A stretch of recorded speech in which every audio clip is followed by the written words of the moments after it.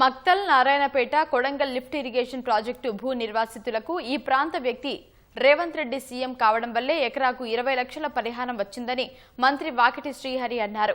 111 మంది రైతులకు 64 ఎకరాలకు 5,81,95,000 రూపాయల పరిహారం చెక్కులను మంత్రి పంపిణీ చేశారు. 4,500 కోట్లతో మక్తల్ నారాయణపేట కొడంగల్ ప్రాజెక్టును 2 ఏళ్లలో పూర్తి చేయాలనే సంకల్పంతో సీఎం ముందుకెళ్తున్నారని తెలిపారు. గతంలో లాగా కాకుండా భూ నిర్వాసితులకు పరిహారం ఇచ్చిన తర్వాతే ప్రాజెక్టు నిర్మాణం చేపడుతున్నామని మంత్రి తెలిపారు. ఈ ప్రాంత వెనుకబాటుతనానికి ఒకటే ఒక శ్రీరామ రక్ష, అది ఈ మక్తల్ నారాయణపేట కొడంగల్ ఎత్తిపోతల పథకం. దాన్ని గ్రహించిన పెద్దలందరూ కూడా తమ తమ ప్రభుత్వాల మీద తమ తమ పరిస్థితుల్లో అందరూ ప్రయత్నం చేశారు.